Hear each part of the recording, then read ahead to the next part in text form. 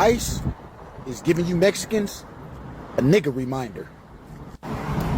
They reminding all y'all that y'all just like niggas. But y'all think y'all better than niggas. And that's your problem. Y'all been so racist towards the black man. Towards the same race that's in the same boat as y'all. And y'all been praising the white man. The same man that wants your people the fuck up out of here. And it's sad. It is sad. It's sad because I know, and just like a lot of other black folks know, our history. We know our history. Black man ain't never did nothing to the Mexican man. White folks have though. White folks took your country. Took your country right from under your people. Black folks ain't did nothing.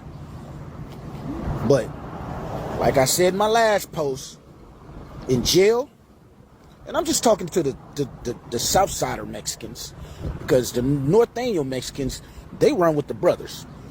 I'm talking to these Southsiders, these NKs, these ones that have the audacity. Y'all have the fucking audacity to say y'all niggas killers. But on the other hand, when the shit didn't hit the fan, y'all out here talking about, we're all the black folks that supporting us. But y'all have the audacity to say that y'all nigga killers. And you do. Y'all got fucking gangs that say y'all strictly NK. Not white K. Nah, y'all not white K. The same motherfucker that wants your people up out of here that's rounding your people up like animals and shipping them up out of here. No, y'all not white K. Y'all nigga killers. The same motherfucker that live in your apartment building. The same motherfucker you go down to the liquor store and the same motherfucker you go to the laundromat and he's there. You have the audacity to say you nigga killers. Where you get that from? Huh?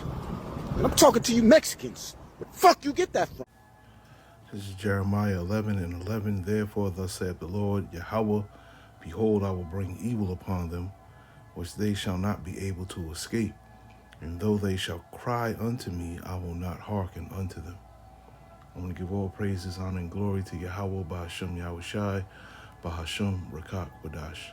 Double honors to the apostles and elders of Great Millstone who rule well. Peace and salutations to the elect, and much respect to the brothers pushing this word in the four winds of the earth. And shalom to you few sincere sisters out there as well. This is Brother Ariyah coming at you with another lesson here. And I'm going to entitle this lesson, The Northern Kingdom is Getting a Nigga Wake-Up Call, man. Okay?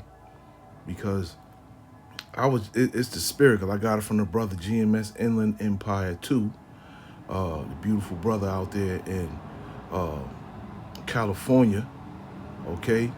And what he was saying in his video, I shared it too. Y'all should go check it out. So this is pretty much a response video to that video. And pretty much the things that he was saying in the video is what I was saying this morning when I woke up, man. You know, about 2/3 of Northern Kingdom. You know, we don't get on them enough. I mean, that's just my personal opinion, okay? And it brought me back to a lesson that Apostle Rakar had did when he was going in on 2/3 of Northern Kingdom when he said he had first went out to Texas, to be with the Texas brothers out there in Dallas, I believe.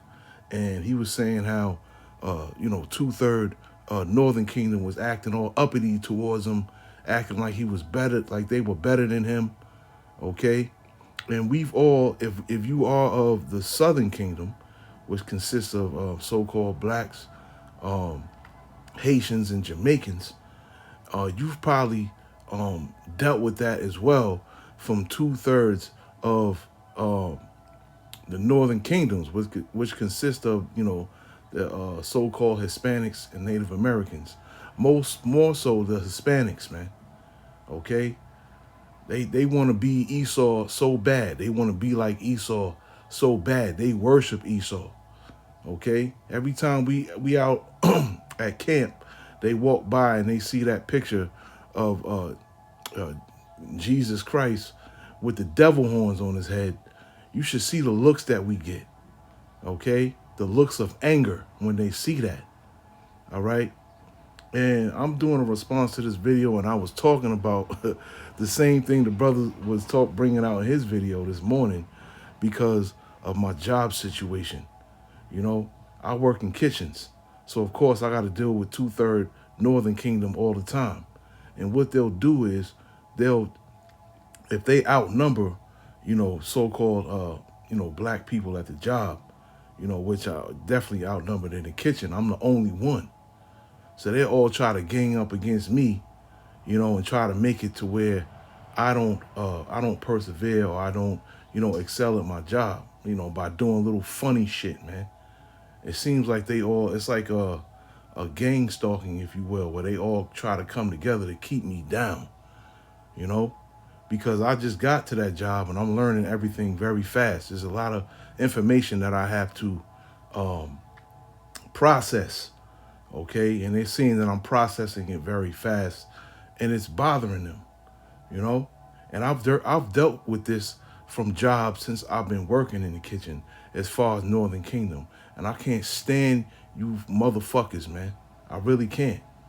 I really can't stand being around 2/3 Northern Kingdom. Neither can I stand being around 2/3, period. But as far as the job situation, I've always had problems with 2/3 of Northern Kingdom, man. And now you getting your nigga wake up call, man. You really are. Let's get Romans. Let's get the book of Romans 12, and we'll read 17 through 19. Right? And it says, recompense to no man evil for evil, provide things honest in the sight of all men.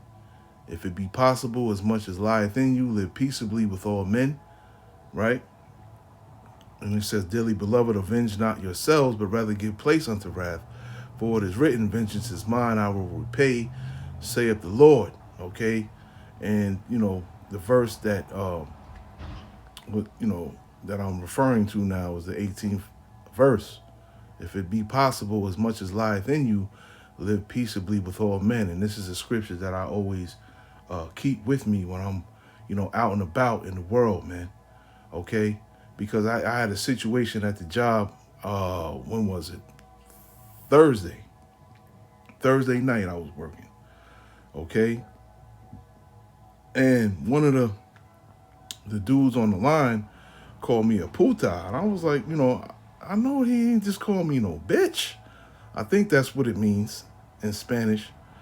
And I turned, I was like, yo, I had to catch myself because I was getting in the, nigga mode. Like, I kind of did. And I'm like, I said, yo, what the fuck you just say to me, man? And I was telling him, like, you better watch your mouth, all that. I was getting niggerish, I ain't gonna lie. But then I caught myself. And I turned around and I walked away. You know what I'm saying? But like I said, when they outnumber, in the job, they get real confident, man. And they get real loose with their lips. And they act like can't nothing happen to them at that job. You know what I'm saying? But I'm not out to hurt nobody or do no harm to anyone. So I just walked away, and I let the Lord handle it. Okay? Dearly beloved, avenge not yourselves, but rather give place unto wrath. Right? Because I could have just smacked his glasses off his face. But what is that going to prove in the end? Nothing. It's not going to prove anything. I'm going to be out of a job, possibly in handcuffs, right? For it is written, vengeance is mine, I will repay, saith the Lord. Okay? And the Lord is repaying these 2/3 of Israel right now. What's going on over there in LA with ICE, man? They're getting gathered up. They are definitely getting their nigga wake up call, man. Okay? Let's get Proverbs 11 and 2. And I'm going to take this lesson, down another avenue. I'm just want to bring these out real quick. Proverbs 11 and 2. Tell you, second verse always. And it says, when pride cometh, then cometh shame. Right? And they are very man, those are some proud ass people, man. Very proud, man. Okay? Then comes shame, right? And shame is coming on them right now, man. Okay? But with the lowly is wisdom. Okay? And they don't know anything about humbling themselves. They forget how they were when they first came over here, how they were destitute, how they were looking for work, how they wanted to find avenues and ways to get money so they can take care of their families. But once they get into a certain position where they've been at a job for, a considerable amount of time, when the so-called, black man, which they feel threatened by, I don't know why, comes into a job and is good at his job, they feel threatened. Okay, they'll do anything they can to try and tear him down, man. Talk shit about him and Hispanic and all of that. They're taught to hate us, from the parents on down. I'm friends with a lot of Northern Kingdom, and they all tell me the same thing. Yeah, this is how we pretty much told to not trust you and not like you and not be around you. Okay, but once they're around us and they get to know us and see how we get down, they have love for us, But initially, this is how they are brought up, to hate us, to not trust us. Okay, and it's all a part of the curses, man. His eyes shall be evil toward his brother. We know this. It's all part of the curses, man. Let me get Proverbs 29 and 23, and then I'll just take it somewhere else, man. Proverbs 29 and 23. And it says, a man's pride shall bring him low, but honor shall uphold the humble in spirit. Okay, so now they are being brought low. They are now realizing, okay, that they are no better than us because Esau is fucking with them now. Okay, when they're brought over here, a lot of them are giving grants to open up stores and things of that nature. And this is what Esau has done to try to divide us, to try and create some type of envy between us and hatred. Okay, this is why Esau gives them money to open up bodegas and open up businesses and things and don't give us shit. It's a divide and conquer tactic.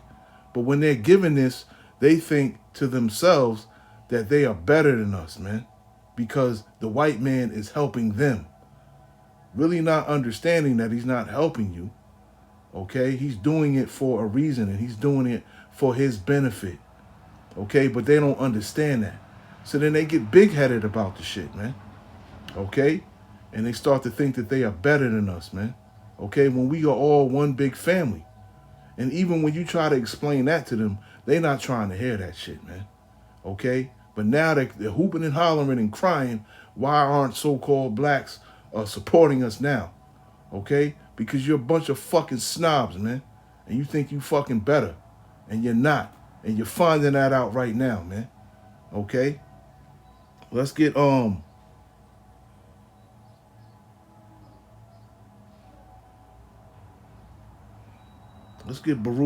3 and 8. Right? Book of Baruch 3 and 8.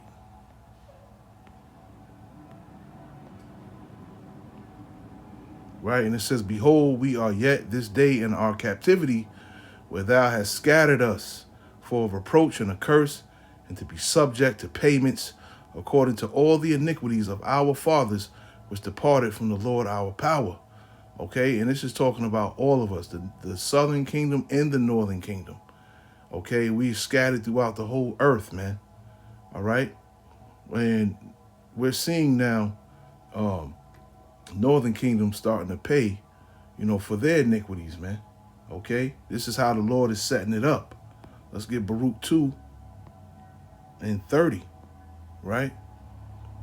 And this is for, this is, no disrespect to you beautiful brothers and sisters that are of the northern kingdom, that are of the fold, okay, that trust in Yahweh Ba'ashem Yahushai, and that are part of the body, man, and of the hopeful elect, all right? Because you know the bullshit that they be on too. I'm pretty sure that you do know, right? So, this, the scripture that says, I hate, do I not hate them that hate thee? Talking about the Lord. Do not I hate them that hate thee? I count them my enemies. I hate them with a perfect hatred, right? But for you, beautiful brothers and sisters of the northern kingdom, that can be reversed. Do not I love them that love thee? I count them my brothers and sisters, okay? I love them with a perfect love, okay? So you brothers and sisters that's of the northern kingdom, that's of the fold, you get nothing but love and respect for me. But fuck 2/3 northern kingdom, man. I feel no pity for them, what they're going through right now. This is what they deserve, man. Okay? Because they pride has just totally turned me off, man. It really has.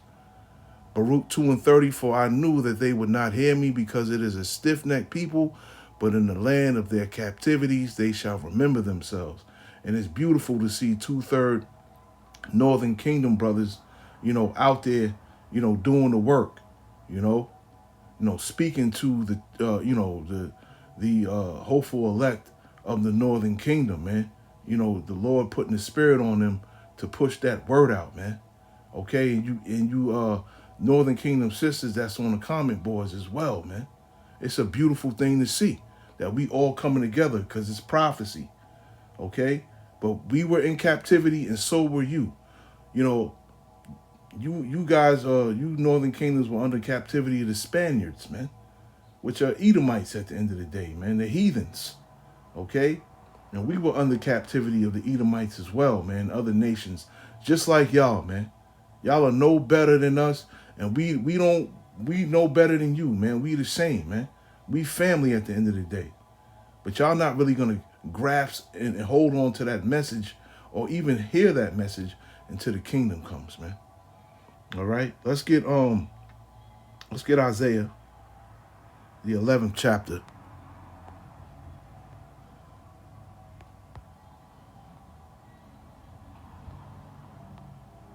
Isaiah 11, and I'll read 11 through 13.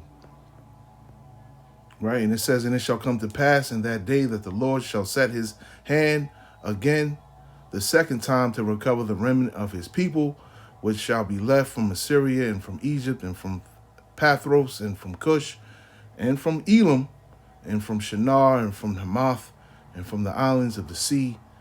And he shall set up an ensign for the nations, and shall assemble the outcasts of Israel, and gather together the dispersed of Judah from the four corners of the earth, right? And the envy also of Ephraim shall depart, and the adversaries of Judah shall be cut off.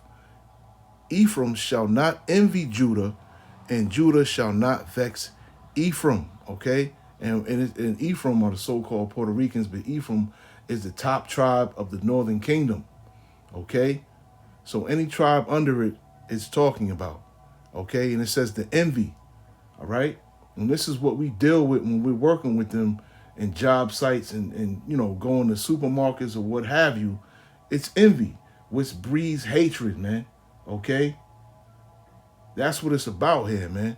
And in the kingdom, there will be no more of this, man. There will be no more, hatred or divide, okay, between the two kingdoms, the southern and the northern kingdom. There will be no more divide, man. But right now, there's a great divide, man, a great hatred. Me being a so-called black man, I was never taught to hate Hispanics at all. And I'm pretty sure a lot of you brothers and sisters that are of Judah or Benjamin or Levi were not taught to hate Hispanics, man. You know what I'm saying? But this is what they're taught in their households. They're taught that they're better than us. Don't trust them. Don't be around them. They're taught to hate us, man. Okay? And this is something that we're not going to have to deal with or see anymore in the kingdom, man. Let's get the book of Zechariah, the 4th chapter. Okay, and I'm not going to make this long, Salakia, for my long-windedness. Let's get Zechariah 4, and I'll read 3 through 5, right? And it says, and the two olive trees by it, one upon the right side of the bowl, and another upon the left side thereof. So I answered and spake to the angel that talked with me, saying, What are these, my Lord? Then the angel that talked with me answered and said unto me, knowest thou not what these be?